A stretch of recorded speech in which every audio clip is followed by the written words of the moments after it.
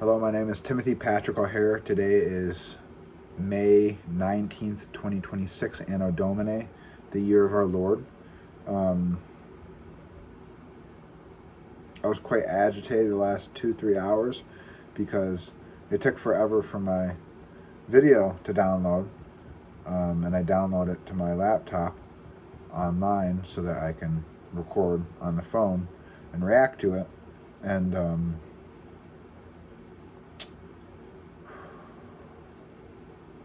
it put it into slow-mo. So it literally turned an hour video into a 3.5-hour video. And I'm just sitting there wondering, why is it taking so long? And thinking, okay, this is a blessing.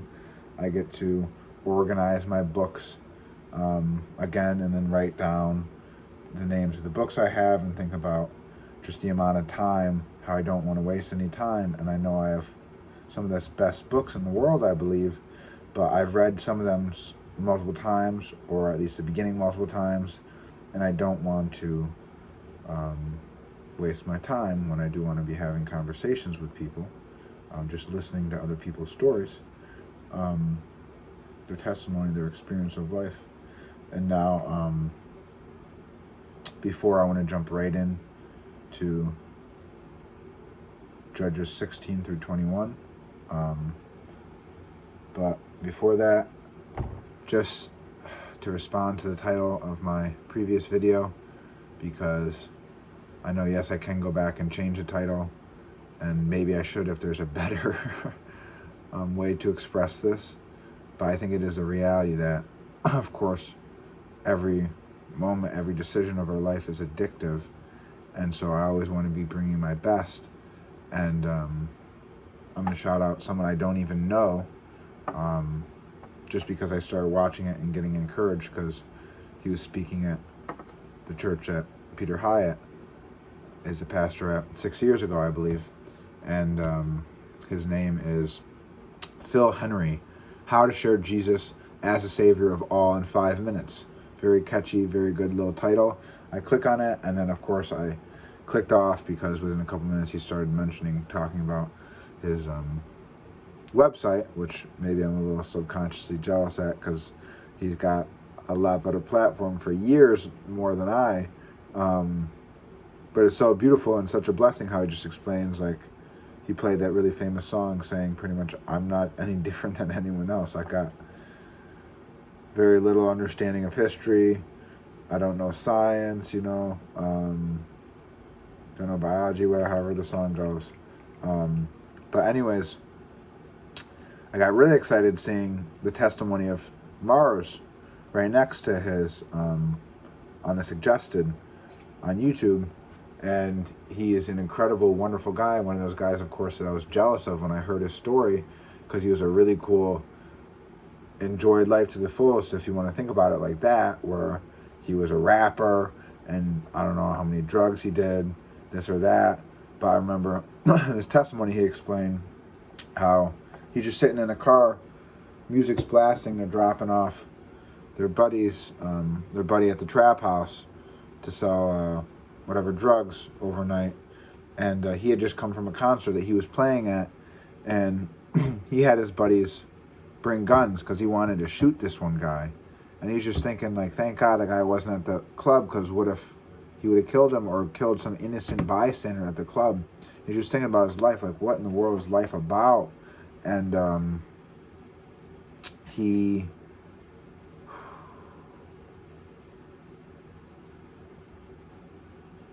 turns on the music for a minute. He's like, yo, guys, is this what it's about? Is this what life's all about? And they're like, all right, bro, you need to smoke some more. You smoke too much or this or that, right? And then turn the music back up and go on. But he said that was the beginning of the change of him wanting to look for meaning and purpose in life. And I love his story explaining how when he was younger, the guy goes, you want to know where you're going to spend eternity? He goes, yeah, I'll hear it. And I think he said some preacher and the preacher's kid. He assumed, I guess. And the guy goes, you're going to end up in eternal conscious torment. And then Mars goes, yo, you crossed out hell and you wrote eternal conscious torment. He's like, yeah, but that's what it means. He's like, but that's not what it says. Like, what in the world, And so, of course, he felt bad for that kid.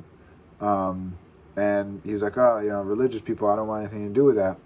But some of the stories that he shares just out of this world, beautiful.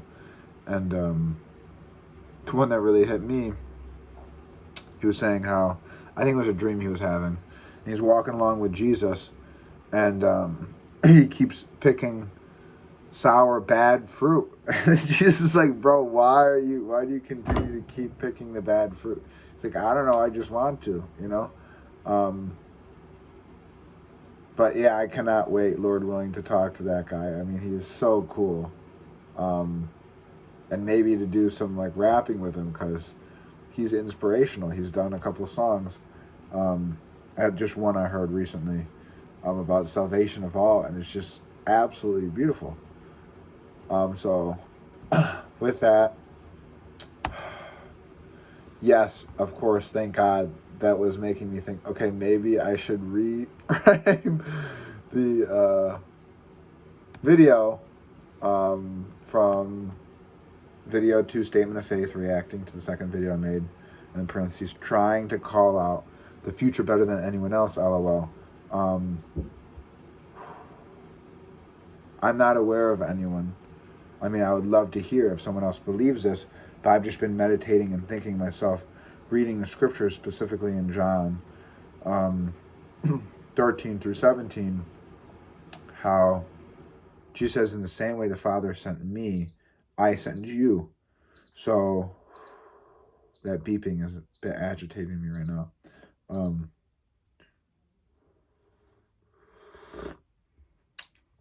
Is it bad for us to think that eventually God's going to give us everything the same way he gave Jesus everything?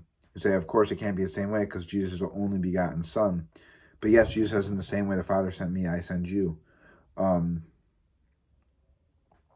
he says, whoever believes in me, whoever, so that's all of us followers by the grace of God, following Jesus, whoever believes in our brother in heaven will do greater works than him, because now he's in heaven sitting next to our Father, and whatever we ask our Father in his name, our Father will give it to us, because we believe Jesus came out from God.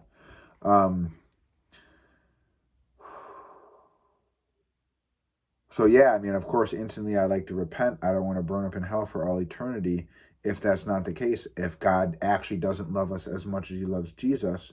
But just logically thinking, as God, as the creator of all mankind for all time, wouldn't you want everyone to experience everything to the fullest extent? And obviously not in the same order, right? Because you have to be experiencing one moment, someone's experiencing bliss and peace, in the other moment, the same exact moment, someone's experiencing hell and pain in a very similar situation. And it's like, how is that fair? Well, yes, it's because we all get paid according to the fruit of our deeds every day, and because eventually God is going to wipe away all of our tears perfectly. So we actually can appreciate what it means to be free from pain and from sorrow. So let's watch the scripture reading for today. And if I have energy, if I want to, I would love to watch the 1.5-hour conversation I had with Dan, which I would honestly prefer to watch myself watching. It would be more interesting for sure. But eventually, in like 4 months, I'll probably get to that. Hello, my name is Timothy Patrick O'Hara. Today is May. I hope you can hear 19th, last video. I feel like I didn't have the speakers up very loud.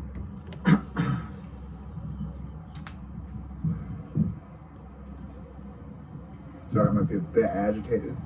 My hair is very long, and I don't want to be wearing a hat right now. It's not my style. But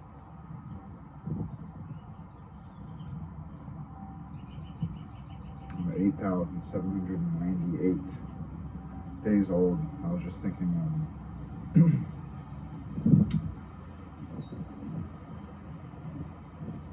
it's such a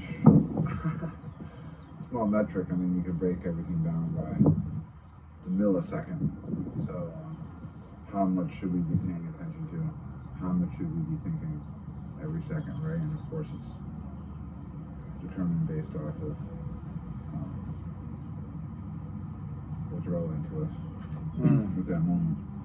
So I would like to finish Judges today, Lord willing, and do it relatively quickly, and have a fun, productive day.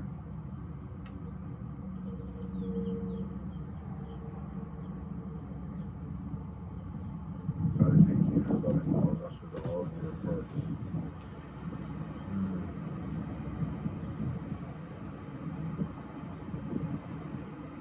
Please help us to do the same. Please help us not to pray to be seen, because otherwise that's our reward. But please help us to be praying always, letting our light shine, loving our neighbor as we want to be loved.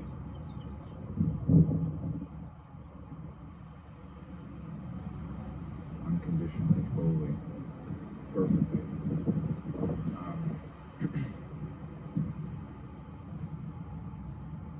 I don't know about you, but I definitely don't love myself perfectly. I definitely feel like it's easiest to get down on yourself because you know the best, and it's easy just to fall back in the same habits that you've had. That's a blessing we actually get to grow up. Those are the glasses don't pop out. Make sure that while that had to happen, that was necessary to actually appreciate the pleasures of life. Samson went to Gaza. There he met a whore and slept with her. The Gazites learned that Samson had come there. So they gathered and lay in ambush for him in the town gate the whole night. And all night long they kept whispering to each other, "When daylight comes, we'll kill him." But Samson lay in bed only till midnight. At midnight he got up, grasped the doors of the town gate together with the two gate posts, and pulled them out along them. Wow. He placed them on his shoulders and carried them off to the top of the hill that is near Hebron. After that he fell in love with a woman in the Wadi Surach named Delilah.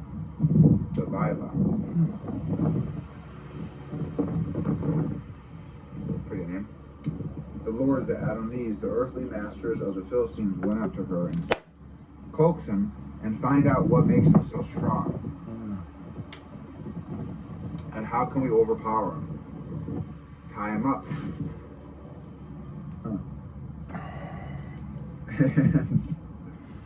Oh boy, it's a long chapter. "Make him helpless, and we'll and we'll each give you 1,100 shekels of silver." So Delilah said to Samson, was this the one he fell in love with? Because that would be really shot, right? After that, he fell in love with a woman in the Wadi Surach named Delilah. The lords of the Philistines went up to her and said, "Coax him and find out what makes him so strong and how we can overpower him. Tie him up and make him helpless, and we'll each give you 1,100 shekels of silver." So Delilah said to Samson, "Tell me what makes you so strong, and how can you be tied up and made helpless?"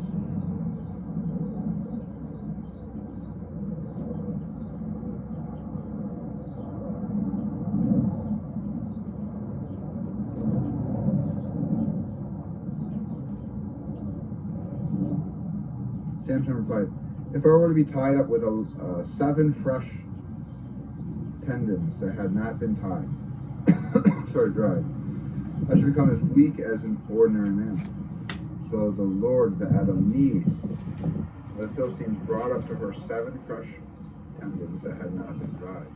She bound him with them, while an ambush was waiting in her room. Then she called out to him, "Samson, Philistines are upon you."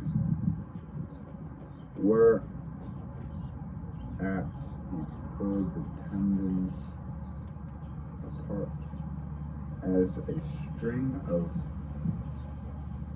tow comes apart at the touch of fire. So the secret of his strength remained unknown. Then Delilah said to Samson, "Oh, you deceived me.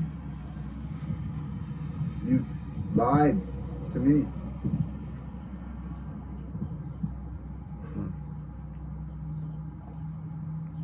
You tell me how you could be tied up.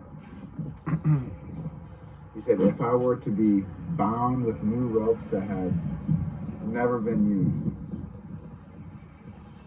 I would become as weak as an ordinary man. So Delilah took new ropes and bound him with them.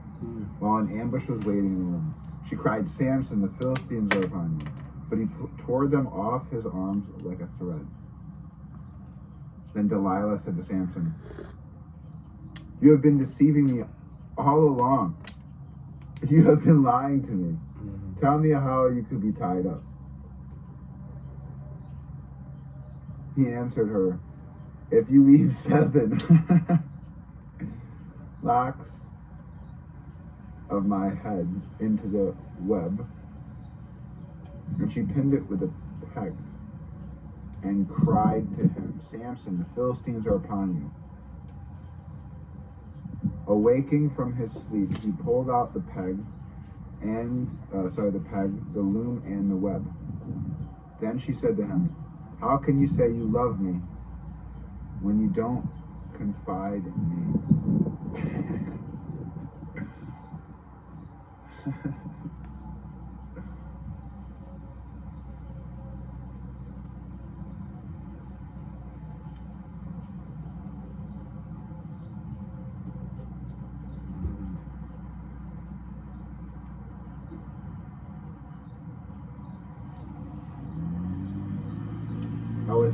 I was just thinking last night, when I was going to bed, the comment the other day about the note on my mom's mug. So it says, I prayed for you today, and it's like, it's very heartwarming. And, excuse me, in general, Lord willing, I do want to be praying always. So if I have thought about you in the day, then of course, I'm paying attention and praying about you to some extent. And Wearied. It's a blessing, of course. You don't have to go back over in your past and your history and pray for people. Thou will You keep can. him, And we know that God does or have her, of course, right? everyone in his hands Perfect. perfectly. So, Peace whose Yeah. mind, Father, Gratitude peace, in the name of thankful, Jesus, oh my goodness. is stayed on Make thee, sure, just Isaiah make sure someone has a good day 26:3. knowing. Thank you, Father, that you're going to allow people, everyone, to have the best day necessary. So we can go on and better day if that's God's will. But at the end of the story, I do know everyone has the same love, the same story. In a sense, of course, it's completely different, but it is all one in the sense that it's Jesus, it's God that saves us.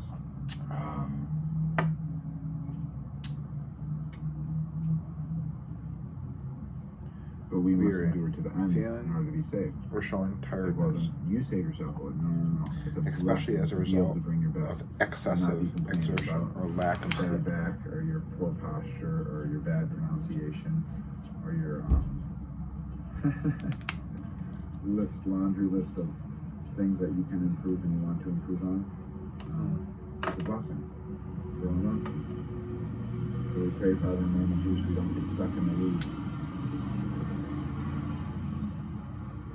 But we learn how to make the most of every breath, every thought, every feeling, every smell, every taste, joyfully, gratefully.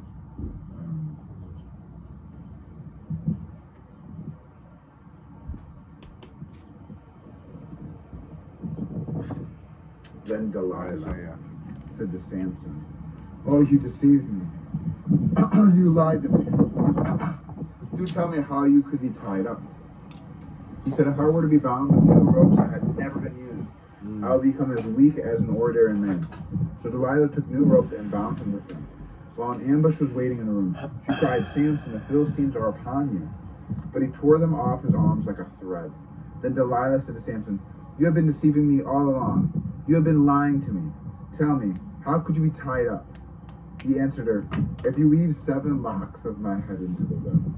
And she pinned it with a peg and cried to him, "Samson, the Philistines are upon you." Awaking from his sleep, he pulled out the peg and the loom and the web. Then she said to him, "How could you say you loved me when you didn't confide in me? This makes 3 times. You've deceived me. Haven't you told me what makes you so strong?" I'll be right back, Lord willing, not too long.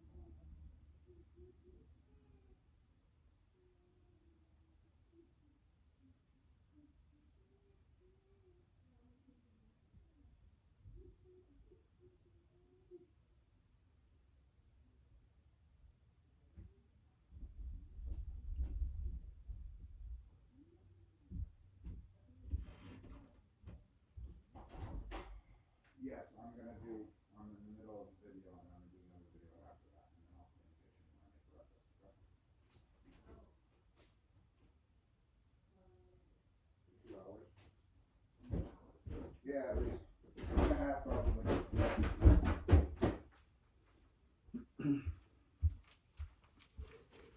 Sorry for the wait. Bad preparation. I should have foreseen into the future.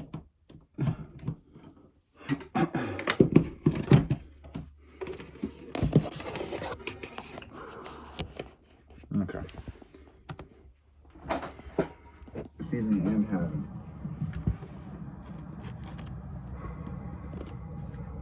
Told me what makes you so strong.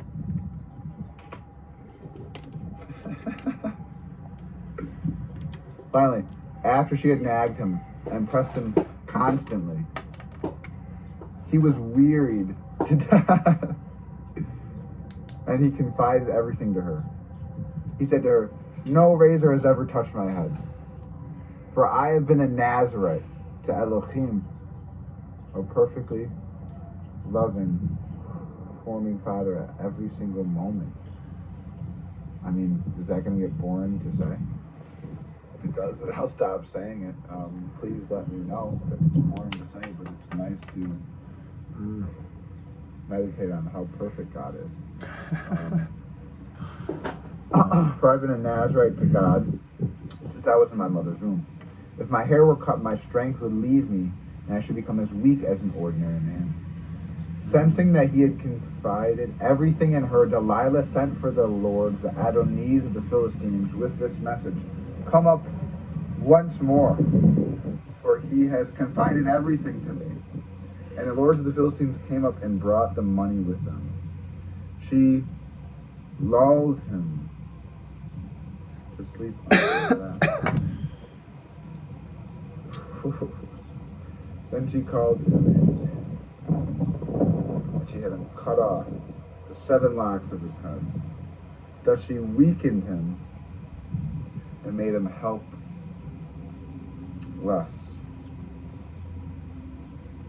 His strength slipped away from him. She cried, "Samson, the Philistines are upon you." And he awoke from his sleep, thinking he would break loose and shake himself free as he had the other times. For he did not know that Yahweh had departed from him.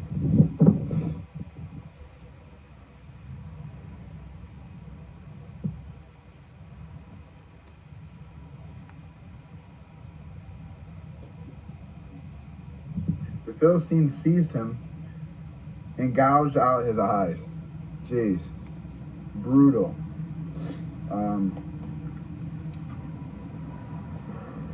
They bound him They brought him down to Gaza and shackled him in bronze fetters, and he became a mill slave in the prison. After his hair was cut off, he began to grow it back. It began to grow back. Now the Adonies of the Philistines gathered to offer a great sacrifice to their god, their creator, Dagon, and to make merry. They chanted, "Our God has delivered into our hands our enemy Samson." When the people saw him, they sang praises to their God, chanting, "Our God has delivered into our hands the enemy who devastated our land and who slew so many of us." As their spirits, their awarenesses, their consciousnesses rose, they said, "Call Samson here and let him dance for us." Wow. Samson was fetched from the prison. He danced. Talk about humiliating for them. Then they put him between the pillars, and Samson said to the boy who was leading him by the hand, "Let go of me and let me feel the pillars that the temple rests upon, that I may lean on them." Now the temple was full of men and women. All the lords, the Adonies of the Philistines, were there. And there were some 3,000 men and women on the roof watching Samson dance. Then Samson called to Yahweh. Just like John. Oh, John Adonai, ultimate 13 through Master, 17. Elohim, perfectly loving, forming Father, please remember me. 16. Who doesn't want to be remembered by God, bro? I mean, yes, when we make mistakes, we want to hide, but it doesn't even make sense. Samson called to Adonai, Elohim, please remember me and give me strength just this once, O Elohim, to take revenge of the Philistines, if only for one of my 2 eyes. He embraced the 2 middle pillars that the temple rested upon, with his right arm and with his left, and leaned against them. Samson cried, "Let me die with the Philistines." And he pulled with all his might. The temple came crashing down on the lords, the Adonies, and all the people in it. Those who were slain by him as he died outnumbered those who had been slain by him when he lived.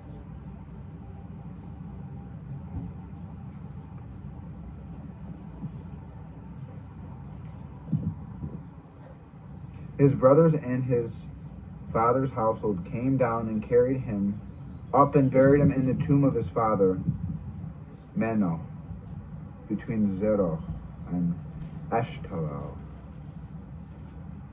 He had led Israel for 20 years.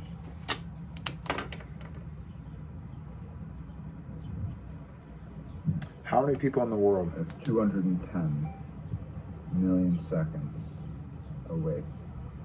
7 16 billion. hours a day. 2022. Or 2026.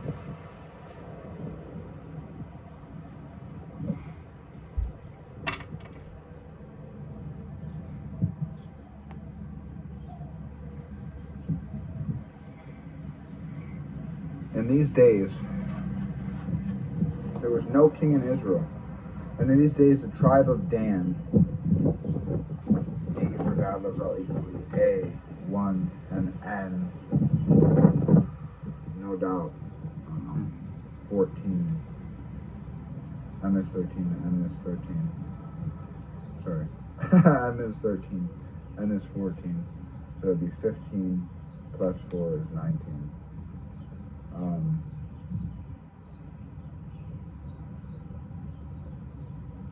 Was seeking a territory in which to settle. For to that day, no territory had fallen to their lot among the tribes of Israel. 78. The Danites 10 billion. sent out 5 of their numbers from their clan seat at Zerah and How big is the American extra population? violent men spy out the land. And another long chapter. Okay. Explore it. I do really wish I had my Adirondacks hat. It's the only one that I don't hate too much, even though I have blood on it. And I shouldn't have brought it to work that one day.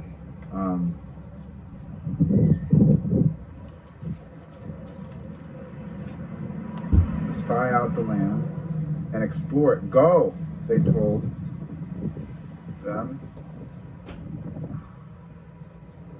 Niagara Falls is one of the most beautiful, breathtaking, meditative places in the whole world. And it's only an hour away from Rochester. 2 hours away from Syracuse. We're so blessed up here in the north. My dad would say Western New York. I like to say Upper New York. Upstate. But everyone judges how they want to. Rochester, okay. Go, they told them, and explore the land. When they advanced into the hill country of Ephraim, as far as the house of Micah, they stopped there for the night. While in the vicinity of Micah's house, they recognized the speech of the young Levite. So they went over and asked him, "Who brought you to these parts? What are you doing in this place? What is your business here?" He replied, "Thus and thus Micah did for me. He hired me and I became his priest." They said to him, "Please inquire of Elohim. We would like to know if the mission on which we are going will be successful." Who doesn't want to know that? "Go in peace," the priest said to them. Oh. I mean, either way, no matter what happens, it was designed by God perfectly. Let's just bring our best, right?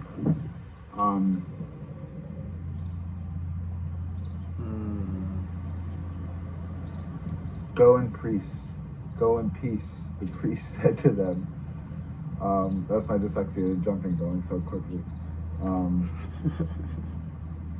Yahweh, views with favor the mission you are going on.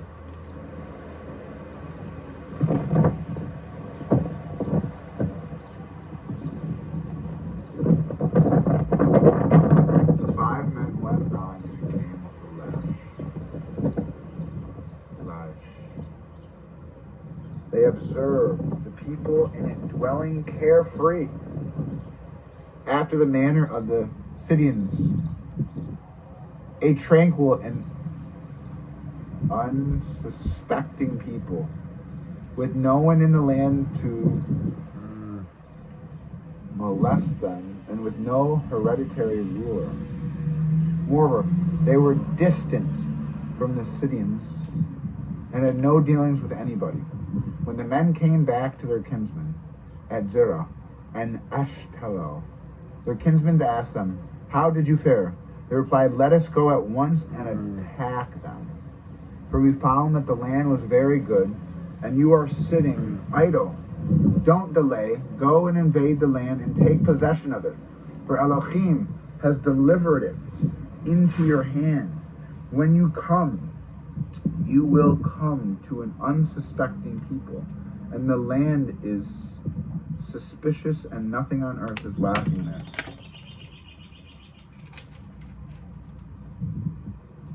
Sorry, spacious. My pronunciation and headspace is oh my gosh. Oh God. Agitated. Was that in vain, pointless, calling out to God when I got my hand stuck in my hair? I just washed my hair. It's a little agitating, but now it brought me back to one of my favorite videos. No mistakes in your life, period. 15 minutes, 900 seconds after I did a jog.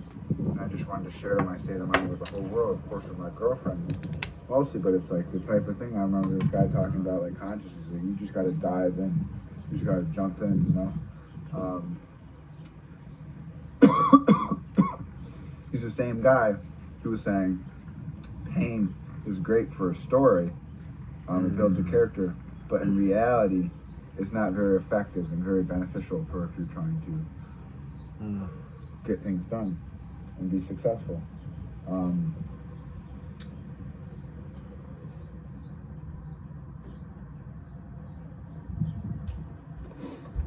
Where are we at?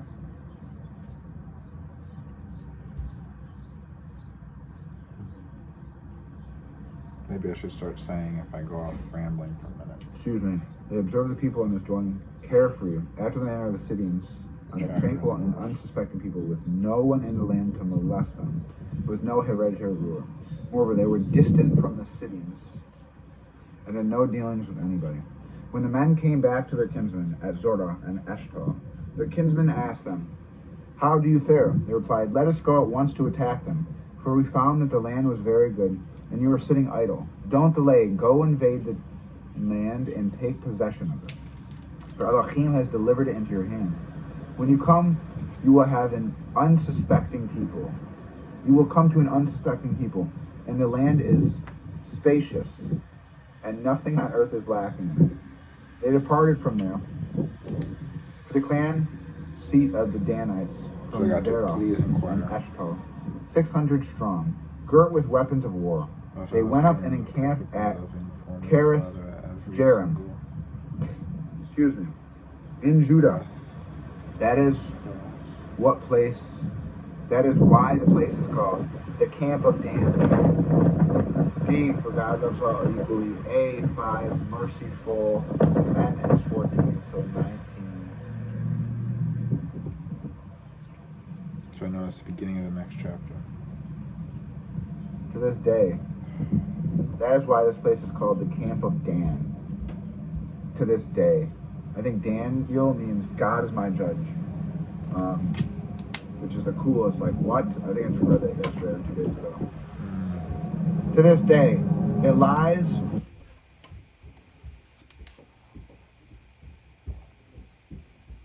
proved to be his disciples.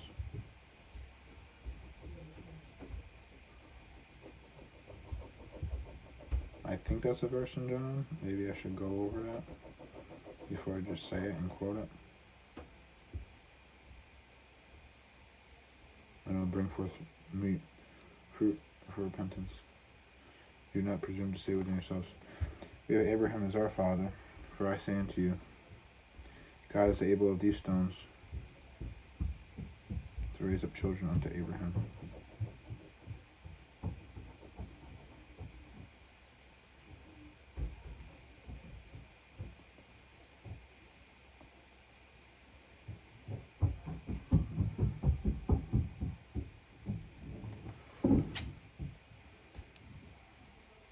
I do know Paul has a verse, prove all things. And then I'm pretty sure Jesus says something about prove be my disciples to the 12 apostles. But I'm sure I'm fabricating a little bit.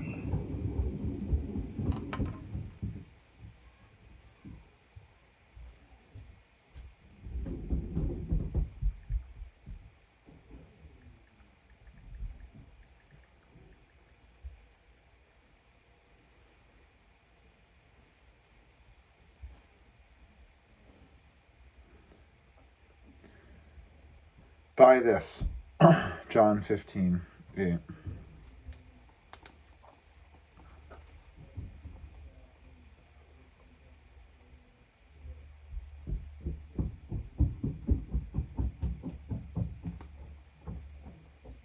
By this.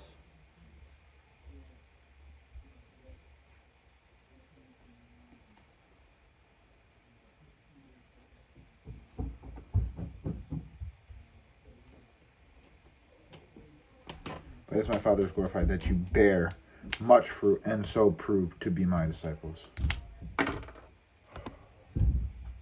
West of Kerith Jearim. From there they passed on to the hill country of Ephraim and arrived at the house of Micah. Here the 5 men who had gone to spy on the region Remark for the John kinsman. 8:32. Do you know there is an ephod in these houses You and a teraphim abide in and my a sculptured word, image and a molten image? you are truly Now my you know disciples. what you have to do. So they turned off there and entered the home of the young Levite of Micah's house and greeted him. The 600 Danite men, girt with their weapons of war, stood at the entrance of the gate, while the 5 men who had gone to spy in the land went inside and took the sculptured image, the ephod, the teraphim, and the molten image. The priest was standing at the entrance of the gate, and the 600 men girt with their weapons of war, while those men entered Micah's house and took the sculptured image, the molten image, the ephod, and the household gods, household creators. I was wrong about The that. priest said to them, "What are you doing?" But they said to him, Dan "Be section I was quiet, reading from. put your hand on your mouth. Come with us and be our father and priest. Would you rather be priest to one man's household or be a priest to a tribe and a clan in Israel?" The priest was delighted. He took the ephod, the household gods, and the sculptured image, and he joined the people. Wow.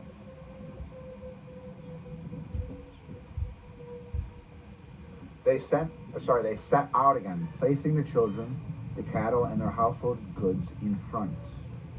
They had already gone some distance from Micah's house, when the men in the houses near Micah's mustered and caught up with the Danites. They called out to the Danites, who turned around and said to Micah, "What's the matter? What have you mustered?" He said, "You have taken my priest and the gods that I made and walked off. What do I have left?" Gods that I made. How can you make gods? How can you ask, I guess you "What's can make the matter?" creators. But the Danites replied, "Don't do any shouting at us." Or There's some nothing outside desperate God's man design, might and attack that's you. reality, and that's sick. Father, please and thank you for designing everything perfectly. Please help us to love you with all of our heart. And We love ourselves. Please help us to love our neighbor as we love ourselves. you and your family would lose your lives. So Micah, realizing that they were stronger than he, turned back and went home. And the Danites went on their way, taking the things Micah had made and the priest had acquired. They proceeded to Laish, a people tranquil and unsuspecting. Sorry. And they put them to the sword and burned I have a down. clean hair, so I don't want to. Right? So much of the evil shit that happens to people don't deserve it. Get to take another shower. Kids who have cancer, or people who have had bad, hard things, tough things happen in their life. It's like they proceeded to Laish, a people tranquil, just chill, living, loving life, taking care of their family, and unsuspecting, and they put them to the sword. I mean, what? Same thing on the side of the tree. If it's like some grandma, you see some videos I used to do back in, during COVID. It's like, how messed up does that person's state of mind have to be to make a decision like that? Obviously, it's not beneficial for them or anyone else in the long run. But Lord willing, thank God, I think it is, because we all learn and grow from it. But it's so sad, right?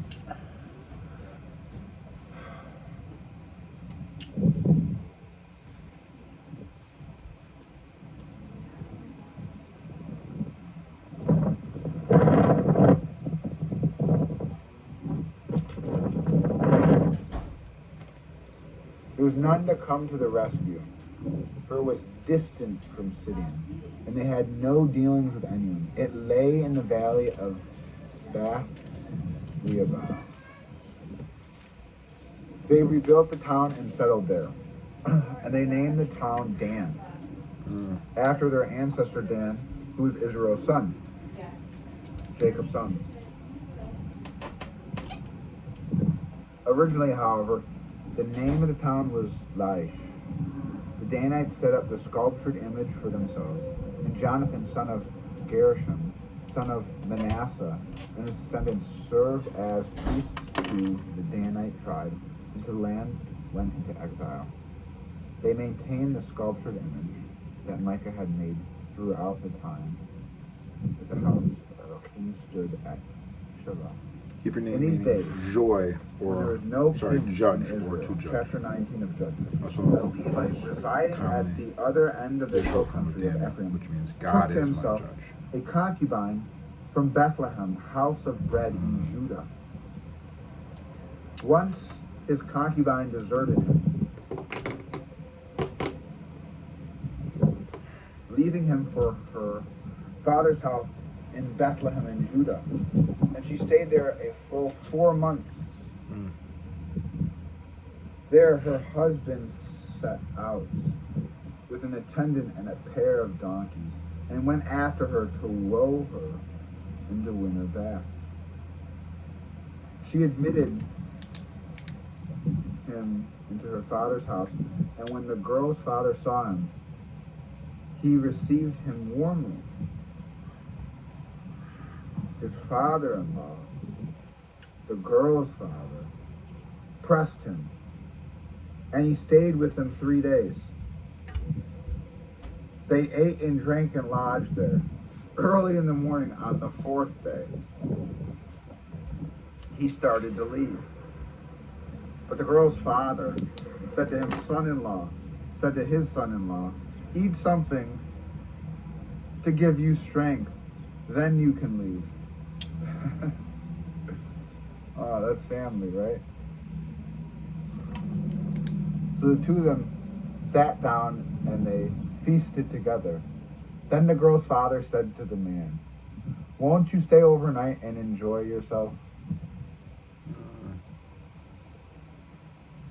The man started to leave, but his father-in-law kept urging him until he turned back and spent the night there. Early in the morning, on the 5th day, he was about to leave when the girl's father said, come have a bite. The two of them ate, dawdling until past noon. Then the man and his concubine and his attendant started to leave. His father-in-law, the girl's father, said to him, look, the day is waning toward evening. Do stop for the night. See, the day is declining. Spend the night here and enjoy yourself. You can start early tomorrow on your journey and head for home. But the man refused to stay for the night. He set out and traveled as far as the vicinity of Jebus, that is Jerusalem.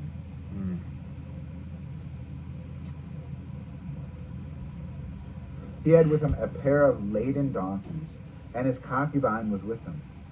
Since they were close to Jebus, and the day was very far spent, the attendant said to his master, let us turn aside to this town of the Jebusites, and spend the night in it.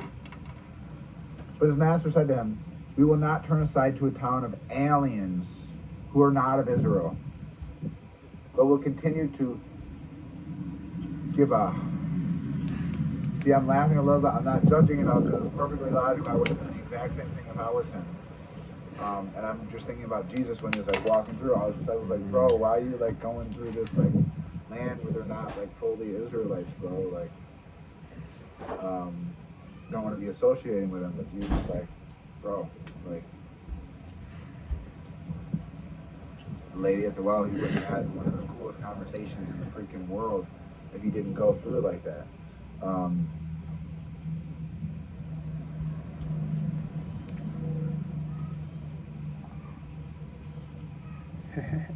We will not turn aside to a town of aliens who are not of Israel, but will continue to Gibeah. Come, he said to his attendant, let us approach one of these places and spend the night either in Gibeah or in Ramah. So they traveled on, and the sun set when they were near Gibeah of Benjamin. They turned off there and went to spend the night in Gibeah.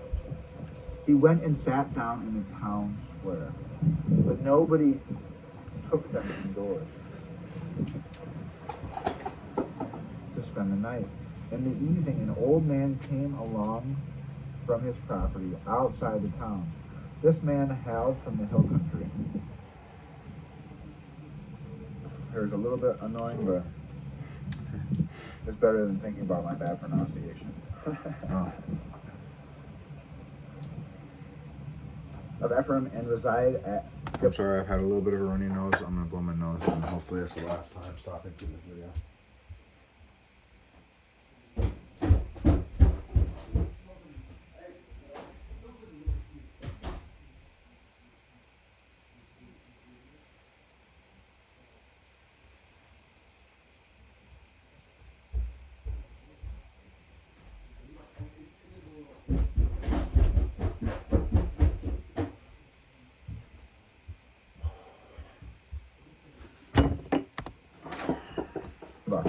For the townspeople were Benjaminites. He happened to see the wayfarer in the town square, where the, quote, old men inquired, "Are you going to, and where are you coming from?" He replied, "We are traveling from Bethlehem, house of bread, to Judah, Benjamin in to Judah, the other end of the to hill the country other of end of the hill Ephraim. country. That is where I live. I made a journey to Bethlehem of Judah, and now I am on my way to the house of..."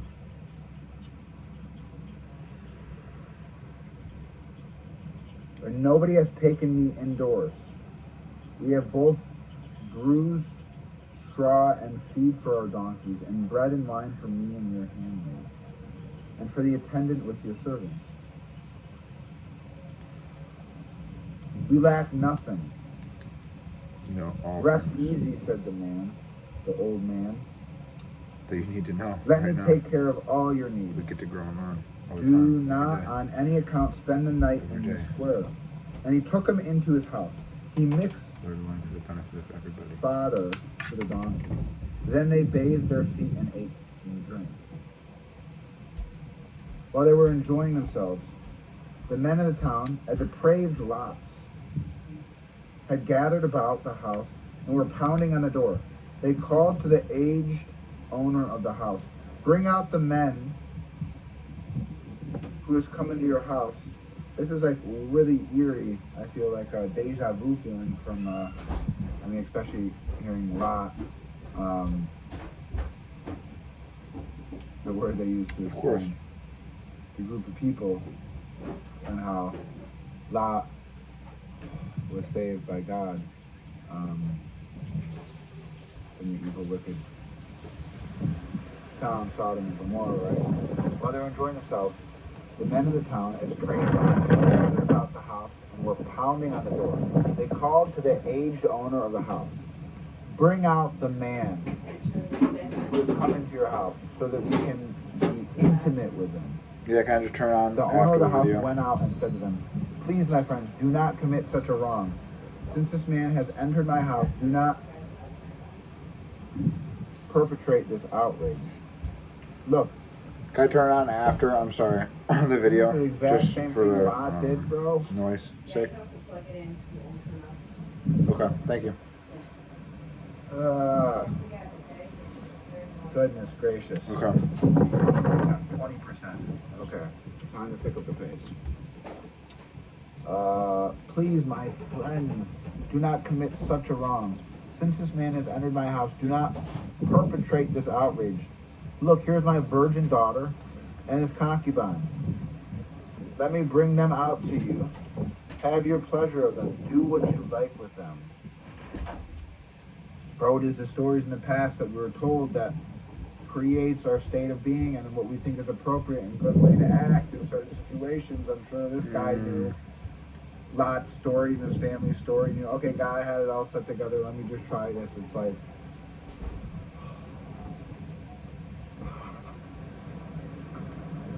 look, here's my virgin daughter and his concubine. Let me bring them out. What about...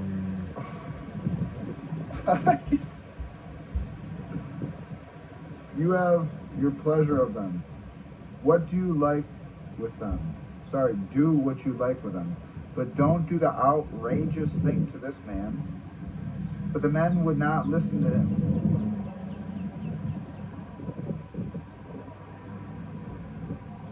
So the men seized his concubine and pushed her out to them. So the man would not listen to him. So the man seized his concubine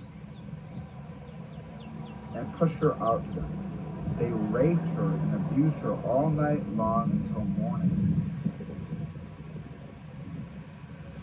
And they let her go when dawn broke. Jeez. Toward morning, the woman came back, and it was growing light. She collapsed at the entrance of the man's house where her husband was. When her husband arose in the morning, the judgment is off the charts. How in the world can you fall asleep? That's disgusting. When her husband arose in the morning, he opened the doors of the house and went out to continue his journey. And there was a woman, his concubine, lying at the entrance of the house with her hand on the threshold. "Get up," he said to her. "Let us go."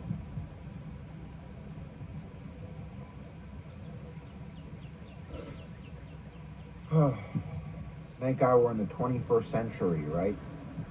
But there was no reply.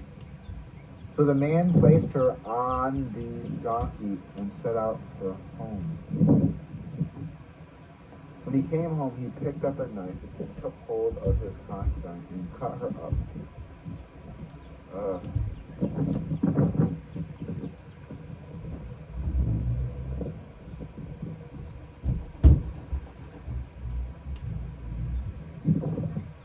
This is disgusting. When he came home, he picked up a knife and took hold of his concubine and cut her up limb by limb into 12 parts.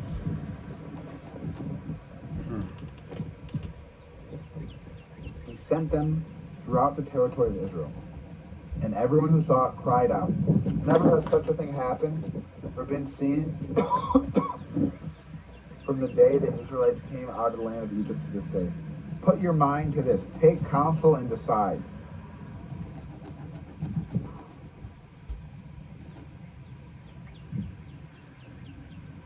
Chapter 20 of Judges. I forgot how brutal and disgusting and ridiculous. Thereupon all the Israelites from Dan to Beersheba and from the land of Gilead marched forth and continually, and the community assembled to a man before Yahweh at Mizpah. All the leaders of the people and all the tribes of Israel presented themselves in the assembly of Elohim's people, 400,000 fighting men on foot. And the Benjaminites heard that the Israelites had come up to Mizpah. The Israelites said, "Tell us, how did this evil thing happen?" And the Levite, the husband of the married woman, replied, "My concubine and I came to Gibeah of Benjamin to spend the night. The citizens of Gibeah set out to harm me. They gathered against me around the house in the night. They meant to kill me, and they ravished my concubine until she died. So I took hold of my concubine and cut her in pieces and sent them through every part of Israel's territory. For an outrageous act of depravity had been committed in Israel. Now you are all Israelites. Produce a plan of action here and now."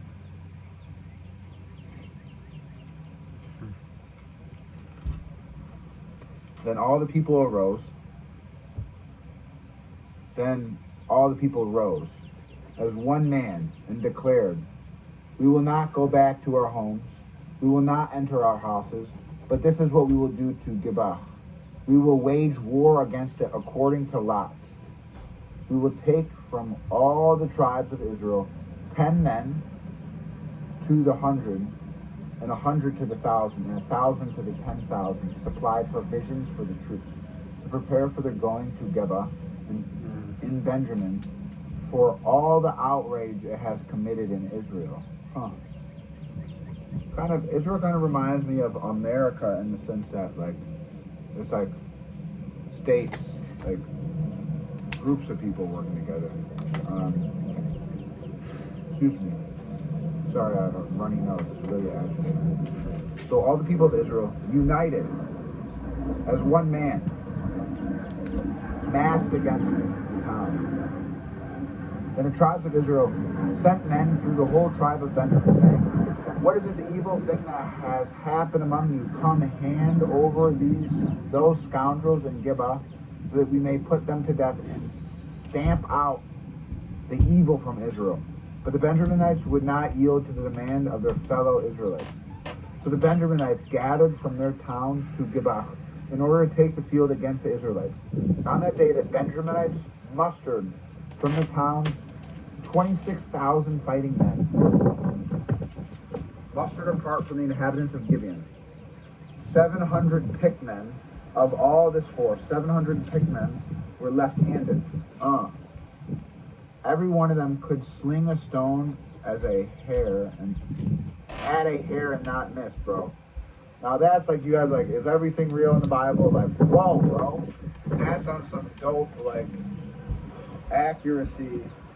600 left-handed people, and then I guess left-handed people are more accurate. I don't know. That seems like the claim here. And that day, the Benjaminites mustered from the towns 26,000 fighting men, mustered apart from the inhabitants of Gibeah. 700 picked men of all this force.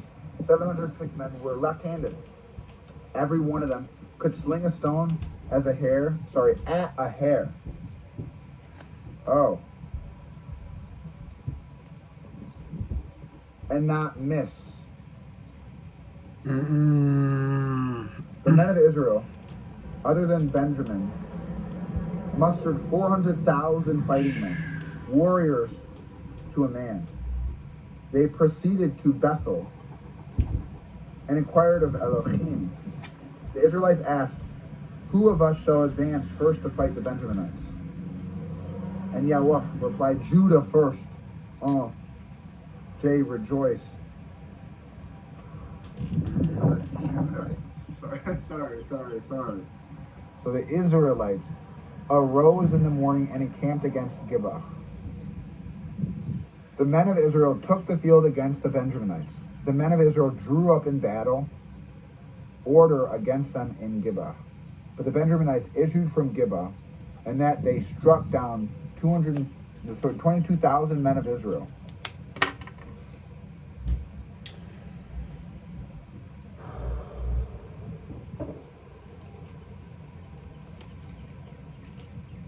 Now, the army, the men of Israel, rallied again, drew up in battle in order in the same place as they had on the first day.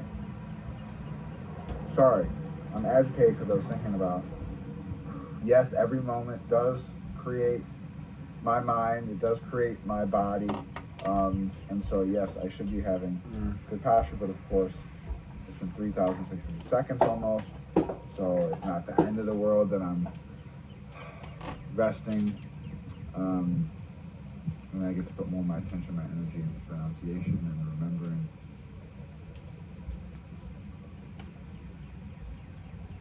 Now the army, the men of Israel, rallied and again drew up in battle, order at the same place as they had on the first day.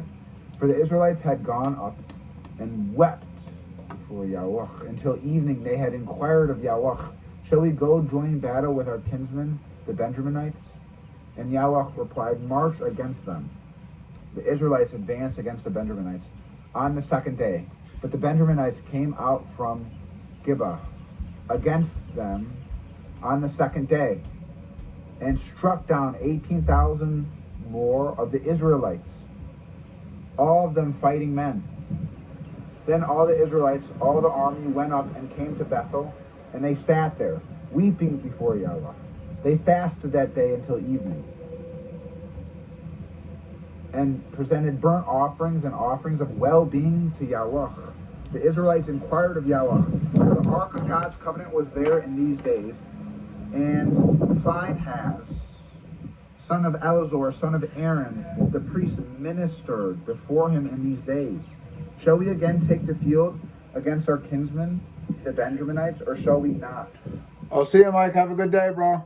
Yahweh answered, Go up, Carefully. for tomorrow I will deliver them into your hands. Israel put men in ambush against Gibeah on all sides. And on the third day, the Israelites went up against the Benjaminites as before and engaged them in battle at Gibeah. The Benjaminites dashed out to meet the army and were drawn away from the town onto the roads, of which one runs to Bethel and the other to Gibeah. As before, they started out by striking some of the men dead in the open field, about 30 men of Israel. Thus the Benjaminites thought, they are being routed before us as previously.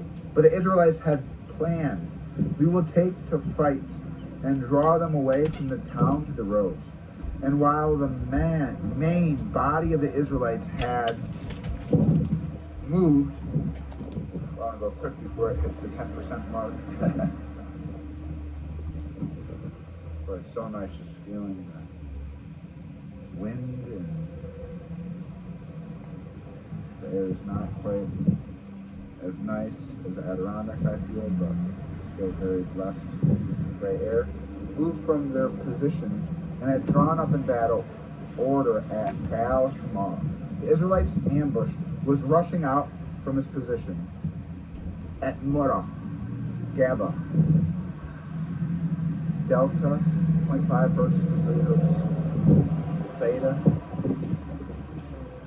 3 hertz, 6 I think, Alpha, most brains are at until 6 years old, I believe. That's why we're so adaptable and malleable.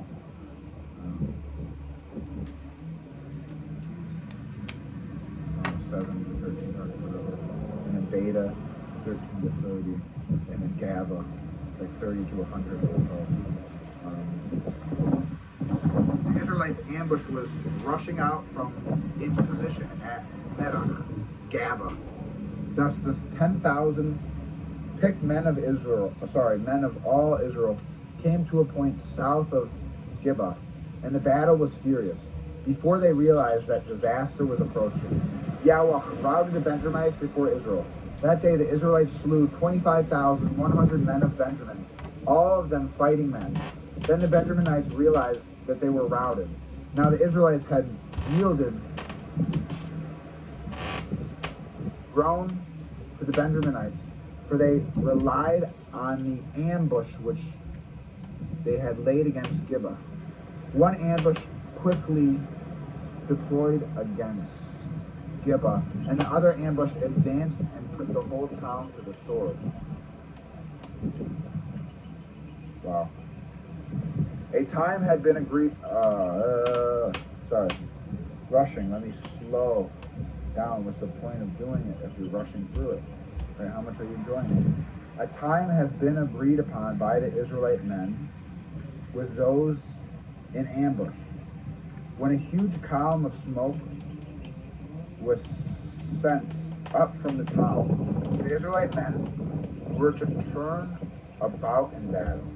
Benjamin had begun by striking dead about 30 Israelite men, and they thought they were being routed before us, as in the previous fighting.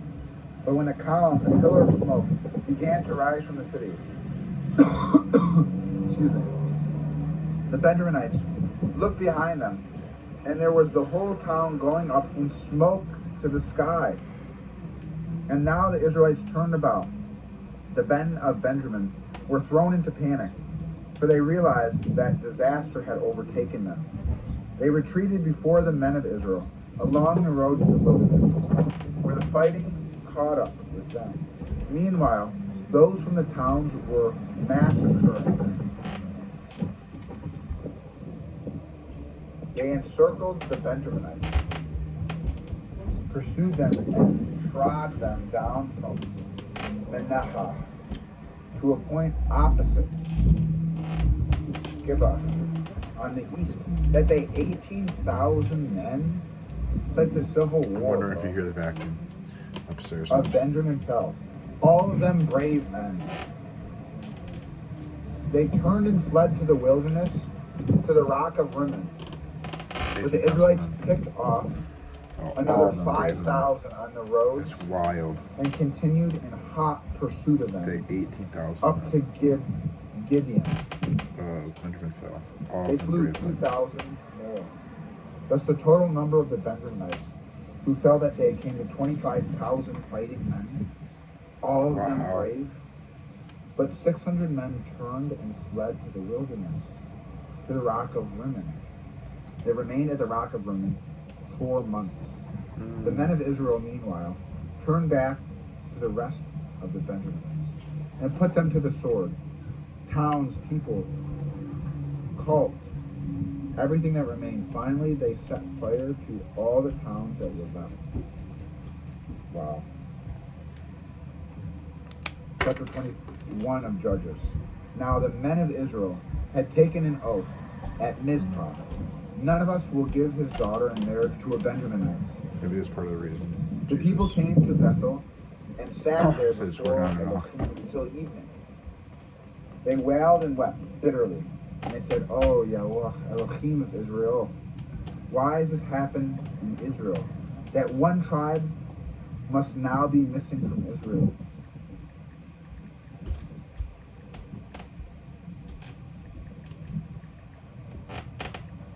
Early the next day, the people built an altar there, and they brought burnt offerings and offerings of well-being. The Israelites asked, Is there anyone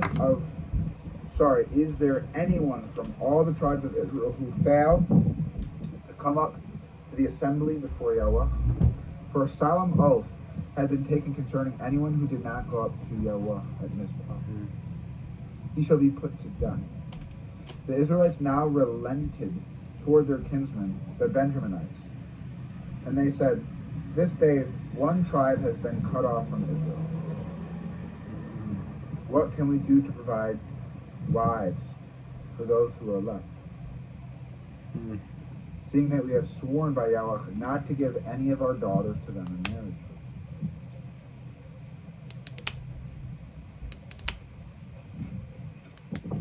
They inquired, Is there anyone from the tribes of Israel who did not go up to Yahweh and Mizpah? Now no one from Jabesh, Gilead, had come to the camp, to the assembly. 10%. Sorry, I don't like my hands. I'm like, They inquired, Is there anyone from the tribes of See it goes. the camp, the assembly? I said 10%. Sorry, I don't like my hands. I'm like, They inquired, Is there anyone from the tribes of Israel who did not go up to Yahweh at Mizpah? Now no one from Jabesh, Gilead, had come to the camp, to the assembly. For when the roll of the tribes was taken, not one of the inhabitants of Jabesh, Gilead was present. So the assembly dispatched 12,000 of the warriors, instructing them as follows. Go put the inhabitants of Jabesh, Gilead to the sword, women and children included. This is what you are to do. Proscribe every man and every woman who has known a man carnally. They found among the inhabitants of Jabesh, Gilead, 400 maidens who had not known a man carnally. And they brought them to the camp at Shiloh, which is in the land of Canaan. When the whole community sent word to the Benjaminites, who were in the rock of Rimmon, and offered them terms of peace, thereupon the Benjaminites returned, and they gave them the girls who had been spared for the women of Jabesh Gilead. But there was not enough of them. Now the people had relented toward Benjamin, for Yahweh had made a breach in the tribes of Israel. What's relented?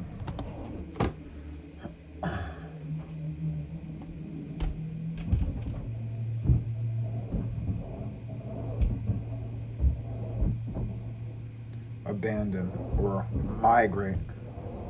mitigate, sorry. Ugh. It's a logical word to assume, but might as well take your time, pronounce properly. Abandon or mitigate a harsh intention or cruel treatment. And the people had relented toward Benjamin, for Yahweh had made a breach in the tribes of Israel. So the elders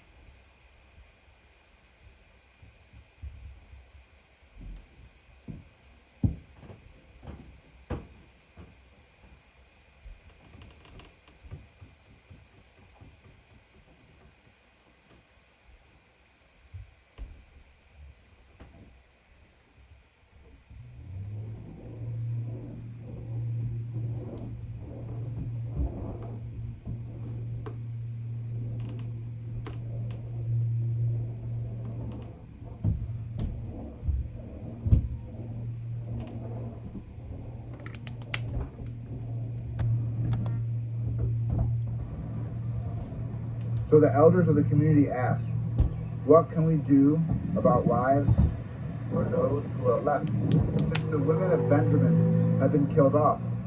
For they said, "There must be a saving remnant for Benjamin, that the tribe may not be blotted out of Israel. Yet we cannot give them any of our daughters as wives, since the Israelites had taken an oath. Cursed be anyone who gives a wife to Benjamin."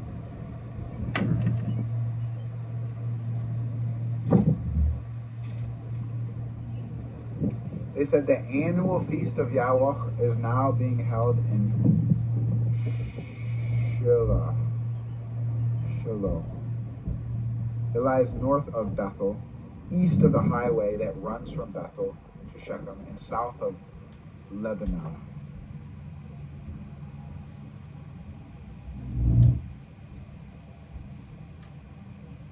So they instructed the Benjaminites as follows: "Go and lie in wait in the vineyards. As soon as you see the girls of Shiloh coming out to join in the dances, come out from the vineyards. Let each of you seize a wife from among the girls of Shiloh, and be off to the land of Benjamin.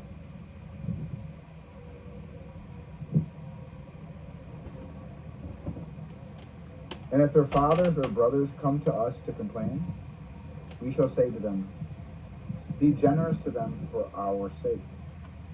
We could not provide any of them with a wife on account of the war, and you would have incurred guilt if you yourselves had given them wives.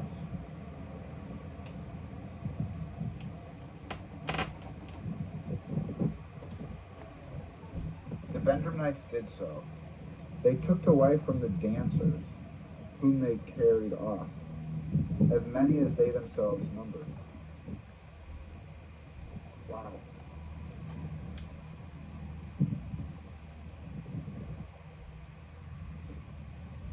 Then they went back to their own territory and rebuilt their towns and settled in them. Thereupon the Israelites dispersed, each to his own tribe and clan. Everyone departed for his own territory. In these days there was no king in Israel. Everyone did as he pleased.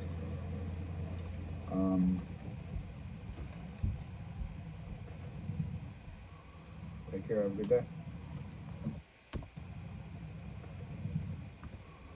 Take care. Have a good day.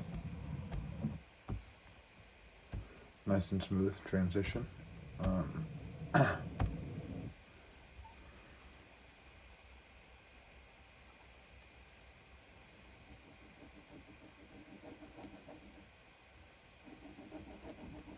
I was, of course, thinking of different things such as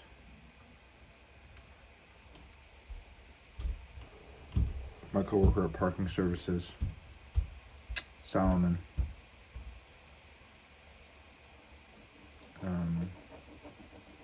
His family's from Ethiopia, and he bought me an Ethiopian Bible. I said, no, I'll pay for it, don't worry. But I said, no, bring me the receipt and I'll give you the money for it. And we've had some of the coolest, funnest conversations in the world. But of course, I haven't had the opportunity to read the extra books. There's 88 and their translation, and their canon, you say, right? But anyways, like when I saw that, I was thinking, oh, that's really beautiful, really cool. Maybe I should take a second to pray for our Ethiopian Christians. And, of course, Jesus commands us to pray always. And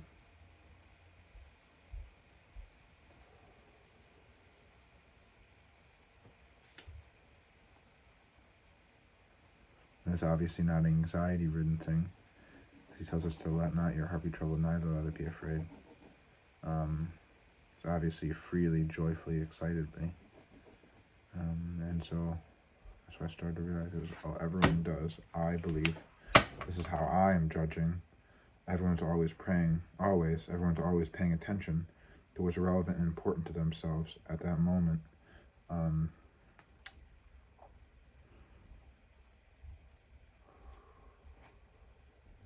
And so, instead of being super sad and down about all the bad things that are happening around the world right now, you see the advertisements. It'll be like, every 5 minutes within this video, there's another kid diagnosed with cancer. It's like, oh my gosh. And you look at the globe and it's like, how many places in the world do they not have the hospital to do the surgeries, or the funds, if they have the hospital, to do the surgeries? They catch the cancer before it becomes a serious stage cancer and almost irreversible. And so we pray for everyone right now who has cancer, for all the doctors and the students, the medical students in college who are working to find cures and to find more effective, healthy ways of observing and catching it.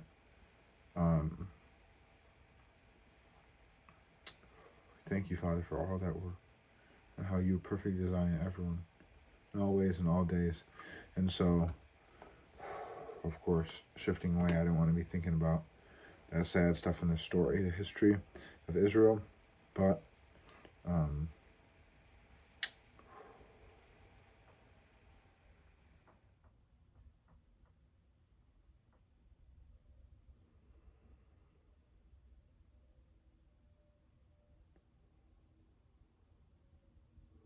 thank God for this breath. That was perfectly created, perfectly designed by Him.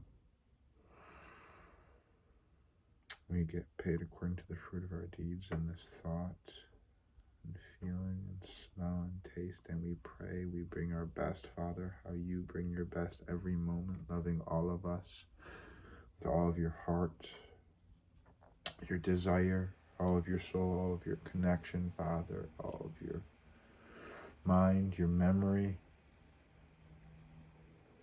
Father, and all of your strength, your faith, your action, your reaction. And thank you for the ability and the blessing that you open our eyes in your timing perfectly for the benefit of ourselves and everybody forever, to love our neighbor how we want to be loved ourselves.